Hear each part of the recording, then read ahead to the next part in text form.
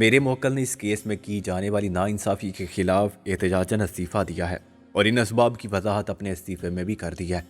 میں پھر وضاحت کروں گا کہ جاوید صدیقی کو اپنا بیان الفی داخل کرنے کی اجازت دی جائے۔ ایڈوکیٹ جنرل نے کہا، مجھے کوئی اعتراض نہیں۔ تھینک یو، لیکن ایڈوکیٹ جنرل صاحب، کیا یہ بات عجیب نہیں کہ آج عدالت میں آپ کی معاونت کے لیے ارشد کریم ربانی موجود نہیں، جس کو ایس ایس پی کے عہدے پر عارضی ترقی دے کر جاوید صدیقی کی جگہ لایا گیا تھا؟ سنے ہمارے کسی چڑیا گھر کا زیبرا فوت ہو گیا تھا تو جلدی میں ایک خچر پر کالے سفید رنگ کی پٹیاں ڈال کے کھڑا کر دیا گیا تھا۔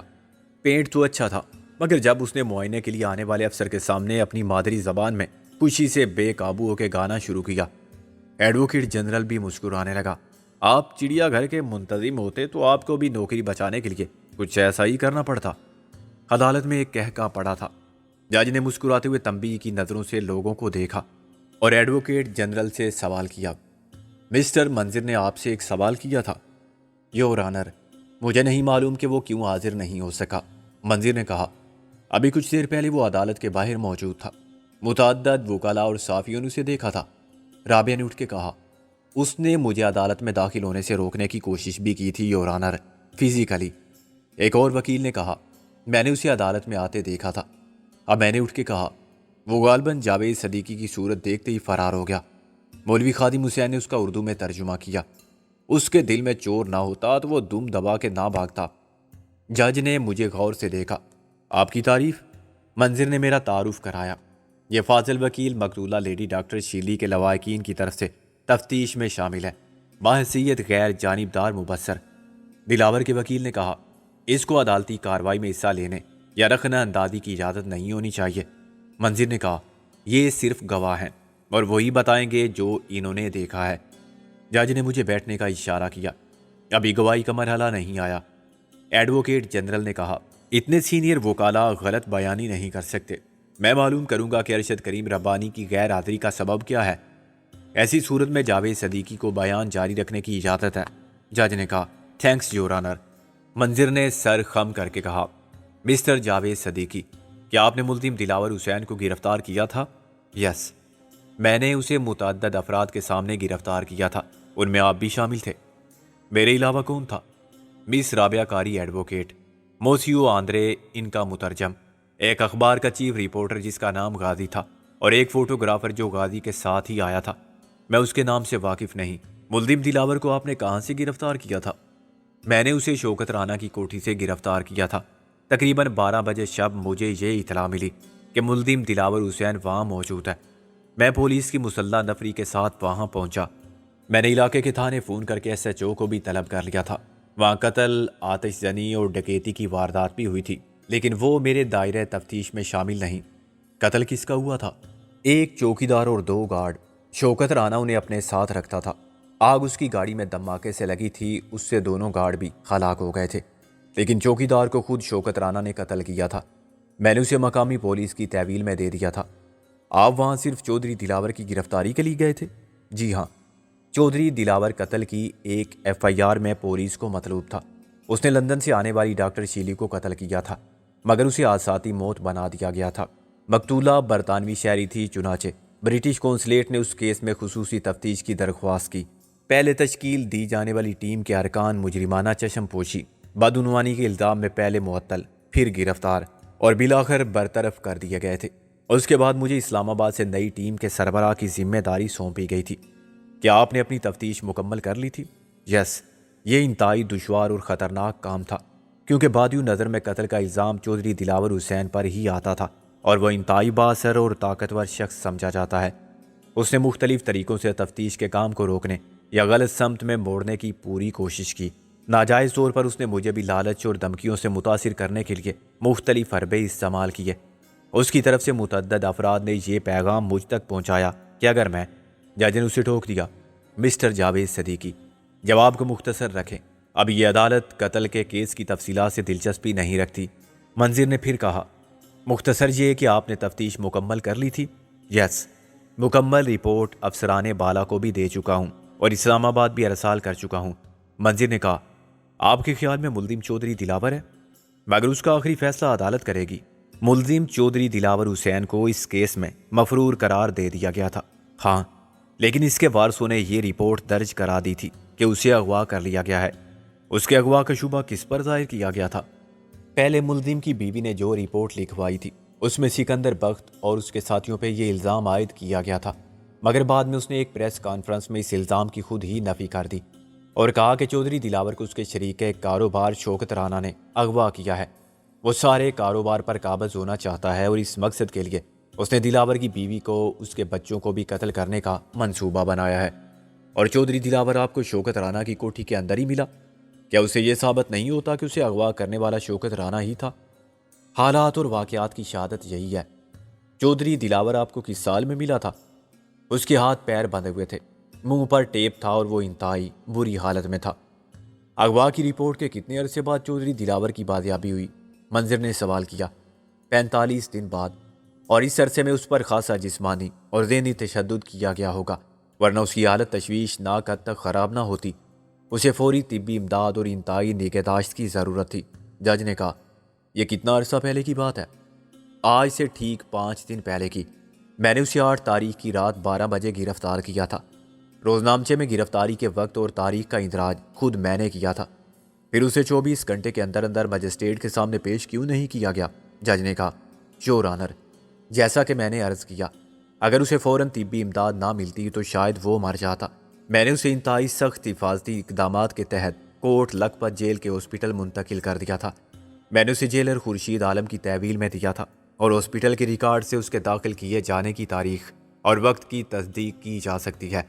اس کا علاج ڈاکٹر شفاعت علی نے کیا اور اگلے دن ملزم کا ریمانڈ SDM مشاہد حسین زبیری نے ہاسپٹل جا کے دیا تھا۔ منظر نے کہا، کیا ملزم کی حفاظت کے لیے آپ نے بھی وہاں پولیس رکھی تھی؟ یس، میں نے 4 افراد کو اس کام پر مامور کیا تھا۔ بعد میں انہیں میرے افسران بالا نے واپس بلا لیا۔ کیا ملزم دلاور حسین سے تفتیش کی گئی تھی؟ ملزم کی حالت ایسی نہیں تھی کہ وہ کسی سوال کا جواب دے سکتا۔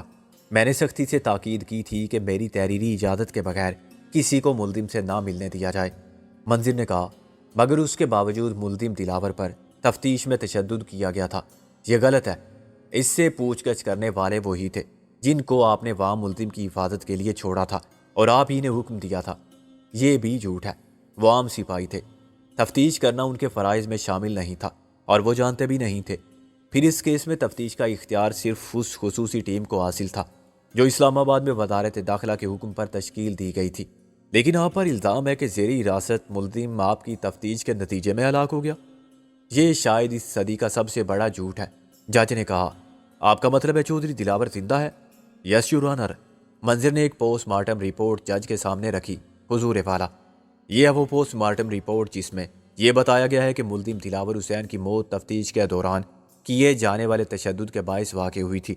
اس کے ساتھ ہی ہاسپٹل سے جاری ہونے والا سرٹیفکیٹ آف ڈیتھ ہے جس پر ڈاکٹر شفاعت علی نے دستخط کیے ہیں۔ جج نے دونوں دستاویزات کا معائنہ کیا۔ عدالت میں ایک ایسی اعصاب شکن پرآسیب اور سنسنی خیز فضا پیدا ہو گئی جس میں عام آدمی کے لیے تجسس اور دلچسپی کا اضطراب تھا۔ دلاور کی بیوی اور اس کے حمایتی اپنی شکست کی آواز سن سکتے تھے اور ہم سب جو دلاور کی گرفتاری کے ذمہ دار تھے دل ہی دل میں ایک دوسرے کو اس کامیابی پر مبارکباد دے رہے تھے۔ آہستہ آہستہ بڑی فنکاری کے ساتھ اور پیشہ ورانہ مہارت سے منظر جال پھیلا رہا تھا اور حلقۂ دام کو تنگ کرتا جا رہا تھا۔ جج نے کہا، اس سے تو یہی ثابت ہوتا ہے کہ ملزم دلاور حسین کی موت واقع ہو گئی ہے۔ جاوید صدیقی نے مسکراتے ہوئے کہا، یور آنر، میں نے بھی اسی لیے کہا تھا، شاید یہ اس صدی کا سب سے بڑا جھوٹ ہے۔ یہ دونوں دستاویزات غلط اور جھوٹی ہیں۔ مرنے والا چودھری دلاور حسین وہ ملزم نہیں تھا جس کو میں نے گرفتار کیا تھا۔ جج نے کہا، کیا یہ چودھری دلاور حسین کوئی اور تھا؟ مجھے نہیں معلوم جناب والا کہ اس شخص کا نام کیا تھا اور وہ کس جرم میں کوٹ لکھپت جیل میں بند تھا، جاوید صدیقی نے کہا۔ لیکن حقیقت یہ ہے کہ ایک سوچی سمجھی سازش کے تحت اس کی شناخت بدل دی گئی۔ یہ کہا گیا کہ وہ چودھری دلاور حسین ہے۔ یہ عدالت اس معاملے کی تفتیش کے لیے احکامات جاری کر سکتی ہے۔ منظر نے کہا، اس جعلی دلاور حسین کی لاش کہاں ہے؟ جاوید صدیقی نے کہا، اگر معزز عدالت ایک بیلف کو تصدیق کے لیے ساتھ روانہ کرے تو ایک شخص بتا سکتا ہے وہ جگہ۔ جج نے کہا، آخر آپ معاملے کو اتنا پوری اسرار کیوں بناتے جا رہے ہیں؟ آپ زبانی بتا سکتے ہیں کہ لاش کہاں ہے۔ یور آنر، میں معافی چاہتا ہوں۔ اگر میں نے جگہ کی نشاندہی کی تو مجھے ڈر ہے کہ بیلف کے پہنچنے سے قبل ہی لاش وہاں سے غائب کر دی جائے گی۔ ٹھیک ہے، عدالت بعد میں بیلف کو بھیج سکتی ہے۔ فی الحال زیادہ اہم سوال یہ ہے کہ اصل چودھری دلاور حسین زندہ ہے تو کہاں ہے؟ جج نے کہا، میں اس معزز عدالت سے تھوڑی سی رعایت کی درخواست کروں گا۔ مجھے اجازت دی جائے کہ پہلے میں اپنا بیان مکمل کر لوں اور پھر چودھری دلاور کو عدالت میں پیش کروں۔ اگر یہ انتہائی ناگزیر ہے تو عدالت آپ کو 15 منٹ میں اپنا بیان مکمل کرنے کی اجازت دے سکتی ہے۔ Thanks your owner, Javed Siddiqui نے کہا۔ یہ 8 تاریخ کی رات کی بات ہے جب مجھے کسی نے فون پر مطلع کیا کہ ڈاکٹر شیلی مرڈر کیس کا نامزد ملزم ایک شخص شوکت رانا کی نئی تعمیر شدہ کوٹھی میں موجود ہے۔ کیا اطلاع دینے والے نے اپنے متعلق کچھ بتایا تھا؟ منظر نے کہا، جی نہیں، اس نے اپنا نام پوشیدہ رکھا تھا۔ جاوید صدیقی بولا، عموماً ہم کسی گمنام کال پر ایکشن نہیں لیتے، لیکن بعض اوقات ایسا کرنا ناگزیر ہو جاتا ہے۔ مثلاً کوئی شخص فون پر اپنا نام نہ بتائے مگر یہ کہے کہ اس کے گھر کے پاس فلاں جگہ قتل کی واردات ہوئی ہے اور قاتل ابھی بھی وہیں موجود ہے، تو ہم کو جانا پڑتا ہے، خواہ بعد میں جھوٹ یا کسی احمق کالج سٹوڈنٹ کا مذاق ہی کیوں نہ ثابت ہو۔ ویسے بھی پولیس کو گمنام کال پر ایکشن لینے سے منع نہیں کیا گیا ہے۔ یہی وجہ ہے کہ میں نے پولیس کی مسلح نفری کے ساتھ فوراً چھاپا مارنے کا فیصلہ کیا اور ملزم چودھری دلاور حسین کو گرفتار کر لیا۔ عدالت میں بیان وکیل دلواتے ہیں، وہ سوال کرتے جاتے ہیں اور اپنے موکل کو پہلے سے تاکید کر دیتے ہیں کہ جتنا اسے پوچھا جائے اتنا ہی بتائے۔ اس طرح وہ اپنے موکل کی قانونی پوزیشن کا دفاع کرتے ہیں، اس کو ایسی بات منہ سے نکالنے نہیں دیتے جو کسی طرح بھی اس کی قانونی پوزیشن کو متاثر کرے، اور دوسری طرف وہ تمام جزیات کو سامنے لاتے ہیں جن کا تعلق کیس سے ہو۔ منظر نے جاوید صدیقی کو ٹوک دیا، 1 منٹ جاوید صدیقی صاحب، یہ گمنام فون کال کتنے بجے موصول ہوئی تھی؟ تقریباً 11:30 بجے رات۔ اور اس کے کتنی دیر بعد آپ اس پتے پر پہنچے جو آپ کو بتایا گیا تھا؟ مجھے پتہ پہلے سے معلوم تھا، میں وہاں 12 بجنے میں 5 منٹ پر پہنچا تھا۔ کیا آپ شوکت رانا کو جانتے تھے؟ جی نہیں، وہ ملزم چودھری دلاور حسین کا دوست اور بزنس پارٹنر تھا۔ جاوید صدیقی نے کہا، اس کیس کی تفتیش کے سلسلے میں میری اس سے بھی کئی بار ملاقات ہو چکی تھی۔ یہ وہی شوکت رانا ہے جس پر ملزم دلاور حسین کی بیوی نے ایک پریس کانفرنس میں سنگین نوعیت کے الزامات عائد کیے تھے؟ جی۔ کیا آپ عدالت کو بتا سکتے ہیں کہ وہ الزامات کیا تھے؟ چودھری دلاور کی بیوی نے شوکت رانا پر 2 سنگین الزامات لگائے تھے۔ ایک یہ کہ چودھری دلاور کو اغوا کرنے والا وہی ہے، اور دوسرا یہ کہ شوکت رانا یہ فرض کر چکا ہے کہ شاید چودھری دلاور زندہ نہیں ہے۔ اس نے ایسا کیوں فرض کیا تھا؟ اس لیے کہ چودھری دلاور 45 دن سے بے پتہ تھا۔ اس دوران نہ اس نے کسی سے رابطہ کیا اور نہ اس کے بارے میں کوئی اطلاع تھی، حالانکہ پولیس نے اس کی تلاش میں اپنے تمام ذرائع استعمال کر لیے تھے۔ خود چودھری دلاور کی بیوی نے اپنے طور پر کم کوشش نہیں کی تھی، اس کے ذاتی وسائل بھی کم نہیں تھے، مگر چودھری دلاور کا سراغ لگانے میں سب ناکام تھے، اور اس میں کوئی شک نہیں کہ وہ نا امید ہو چکے تھے۔ ٹھیک ہے، آگے بتائیے۔ شوکت رانا پر الزام لگانے والی چودھری دلاور کی بیوی تھی۔ اس نے کہا کہ غالباً میرے شوہر کا بزنس پارٹنر سارے کاروبار پر قابض ہونے کی سازش کر رہا ہے، یہ فرض کرتے ہوئے کہ چودھری دلاور کے زندہ ملنے کے امکانات معدوم ہو گئے ہیں۔ اس نے چودھری دلاور کے قانونی وارثوں کو بھی ٹھکانے لگانے کا فیصلہ کیا۔ اس نے مسز دلاور اور اس کے بچوں کے قتل کی سازش کی۔ صرف سازش کی جاوید صدیقی، یا کوشش بھی کی؟ مسز دلاور نے تو کہا تھا کہ اسے قتل کرنے کی کوشش بھی کی گئی تھی۔ ایک دن شوکت رانا نے بہانے سے اس کو اپنے آفس بلا لیا اور پھر تہہ خانے میں بند کر دیا۔ اس نے گیس کھلی چھوڑ دی اور تازہ ہوا کی آمد و رفت کے تمام راستے بند کر دیے۔ ہوا باہر پھینکنے والے پنکھے اور ایئر کنڈیشن کے کنیکشن منقطع کر دیے تاکہ وہ دم گھٹنے سے ہلاک ہو جائے یا گیس میں دھماکے سے آگ لگ جائے۔ پھر وہ بچ کیسے گئی؟ اس کے بیان کے مطابق اسے بچانے والا وہی شخص تھا جو اس کے شوہر کا جانی دشمن سمجھا جاتا ہے، یعنی سکندر بخت۔ کیا سکندر بخت کا وہاں پہنچ جانا ایک اتفاق تھا؟ اس کو اور کیا سمجھا جا سکتا ہے؟ چودھری دلاور کی بیوی نے یہ انکشاف اپنی پریس کانفرنس میں کیا تھا۔ اس نے اعتراف کیا تھا کہ سکندر بخت ایک شریف النفس اور فراخ دل شخص ثابت ہوا۔ آخر اس نے اپنے دشمن کی بیوی کو زندہ بچانا کیوں ضروری سمجھا؟ ایک اخلاقی فرض کے طور پر۔ مسز دلاور کا بیان یہی تھا کہ سکندر بخت نے اس کی باحفاظت نکلنے میں مدد کی۔ چند منٹ بعد ہی وہ عمارت دھماکے سے تباہ ہو گئی جس کے تہہ خانے میں مسز دلاور قید تھی۔ اس میں گیس بھر چکی تھی اور آگ بجلی کے تاروں کے شارٹ سرکٹ سے ہونے لگی تھی۔ سکندر بخت نے ہی مسز دلاور کو گھر پہنچایا اور کہا کہ اس کی قانونی جنگ چودھری دلاور سے ہے، اس کے بیوی بچوں سے نہیں۔ جج نے اسے ٹوکا، آپ بیان کو چودھری دلاور کی گرفتاری تک محدود رکھیں۔ I am sorry your owner, Javed Siddiqui بولا۔ میں رات 12 بجنے میں 5 منٹ پر شوکت رانا کی کوٹھی پر پہنچا۔ کیا شوکت رانا بھی وہاں موجود تھا؟ منظر نے کہا، جی ہاں، وہ وہاں موجود تھا۔ اس کے علاوہ آپ نے کسے دیکھا؟ میں نے کوٹھی کے باہر آپ کو دیکھا تھا۔ آپ کے ساتھ خاتون وکیل مس رابعہ قاری تھی اور غالباً آپ کے ساتھی وکیل وقار یوسف بھی تھے۔ یہ فرانچ وکیل اپنے مترجم کے ساتھ تھے اور 2 صحافی تھے۔ ایک اخبار کا چیف رپورٹر غازی تھا جو اس رات حادثے میں ہلاک ہو گیا۔ دوسرا شخص فوٹوگرافر تھا۔ کیا انہیں بھی کسی نے گمنام فون کر کے اطلاع دی تھی؟ جی ہاں، مجھے انہوں نے یہی بتایا تھا، جاوید صدیقی نے کہا۔ میں نے ہر طرف سے کوٹھی کا محاصرہ کر لیا۔ روانگی سے پہلے میں نے اسی علاقے کے ایس ایچ او کو بھی طلب کر لیا۔ وہ بھی اپنی پوری فورس کے ساتھ موجود تھا۔ اس نے مجھے بتایا کہ کچھ دیر پہلے ہی یہاں ایک دھماکہ ہو چکا ہے۔ اس دھماکے میں ملزم شوکت رانا کی نئی گاڑی مکمل طور پر تباہ ہو گئی تھی اور اس کے 2 بندے ہلاک ہو گئے تھے۔ ایک اس کا پرسنل باڈی گارڈ تھا اور دوسرا ڈرائیور۔ ان کی جلی ہوئی لاشیں وہیں پڑی تھی۔ آپ نے شوکت رانا کے لیے ملزم کا لفظ استعمال کیوں کیا ہے مسٹر جاوید صدیقی؟ جب میں اندر پہنچا تو میں نے ایک اور لاش دیکھی۔ یہ کوٹھی کے پٹھان چوکیدار کی لاش تھی جس کو شوکت رانا نے گولی مار دی تھی۔ وہ کس لیے؟ اس کی نااہلی پر مشتعل ہو گئے۔ آلہ قتل اس کے ہاتھ میں تھا اور اس میں اتنی ہی گولیاں کم تھی جتنی چوکیدار پر چلائی گئی تھی۔ آپ نے اسے آلہ قتل کیسے تسلیم کر لیا؟ واقعاتی شہادت کی بنا پر۔ میرا تجربہ یہی کہتا تھا اور ان گولیوں کا کیلیبر یعنی سائز اور ساخت ایک تھی۔ پھر میں نے شوکت رانا کی گفتگو سے بھی یہ نتیجہ اخذ کیا کہ وہی چوکیدار کا قاتل ہے۔ میں نے اس ایس ایچ او کو ہدایت کی کہ وہ ملزم کو اپنی تحویل میں لے کر اس کے خلاف ایف آئی آر درج کرے اور آلہ قتل پر اس کے فنگر پرنٹس کی رپورٹ حاصل کرے۔ جج نے کہا، کیا چودھری دلاور وہاں موجود تھا؟ یس سر، چودھری دلاور وہیں تھا، جاوید صدیقی نے کہا۔ اس کے ہاتھ پاؤں سختی سے بندھے ہوئے تھے اور اس کے منہ پر ٹیپ چپکا دیا گیا تھا۔ اس کی حالت بہت خراب تھی۔ خراب سے آپ کی کیا مراد ہے مسٹر جاوید صدیقی؟ ایسا لگتا تھا کہ چودھری دلاور پر تشدد کیا گیا تھا۔ اس کو زنجیر سے باندھ کے رکھا گیا تھا۔ اس کے ہاتھوں اور پیروں کے زخم اس بات کی گواہی دیتے تھے کہ وہ کافی عرصہ زنجیر کے ساتھ گزار چکا تھا۔ وہ نکاہت کا شکار تھا اور وزن اس کا کافی کم ہو گیا تھا۔ کیا آپ کو معلوم ہے کہ پہلے چودھری دلاور کا وزن کیا تھا؟ منظر بولا، جی نہیں۔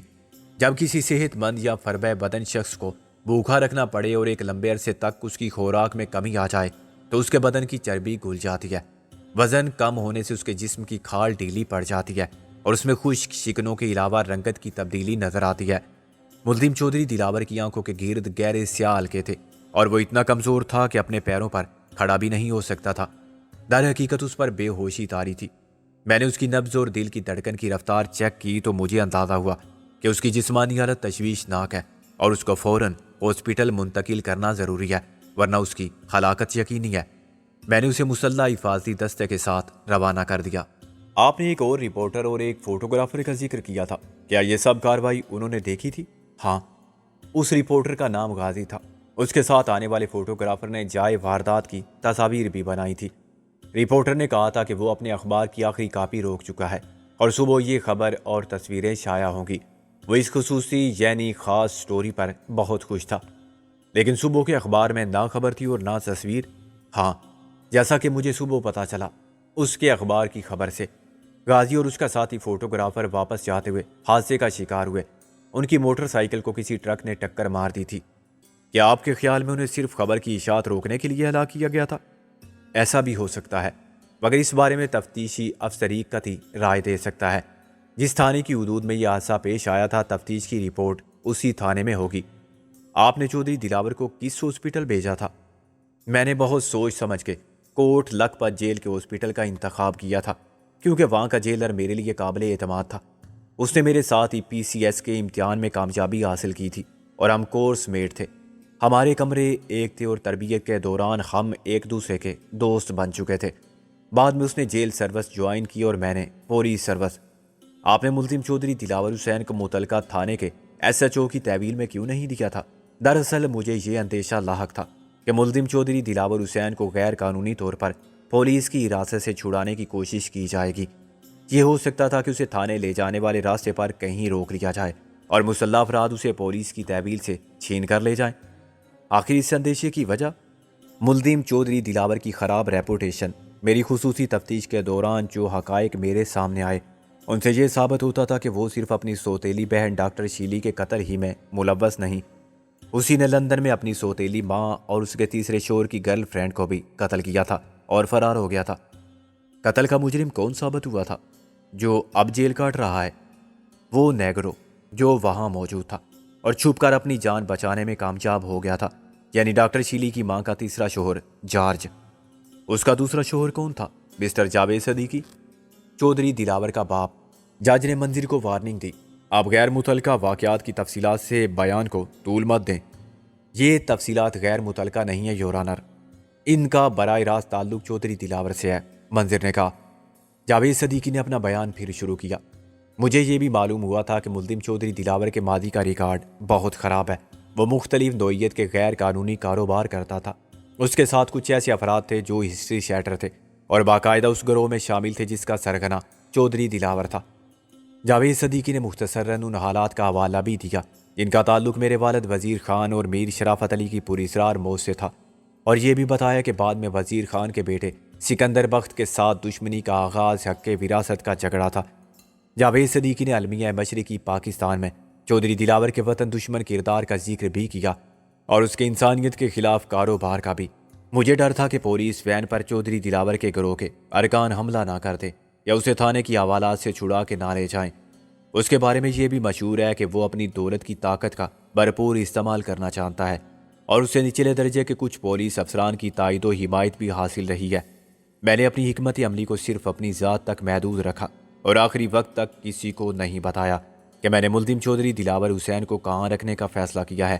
جیسا کہ میں نے بعد میں سنا، چودھری دلاور کے کچھ مسلح ساتھی تھانے کی طرف جانے والے راستے پر تیار بیٹھے تھے، لیکن وہ انتظار کرتے رہ گئے اور میں نے مسلح محافظوں کے ساتھ ملزم کو لے جانے والی گاڑی کا رخ کوٹ لکھپت جیل کی جانب کر دیا تھا۔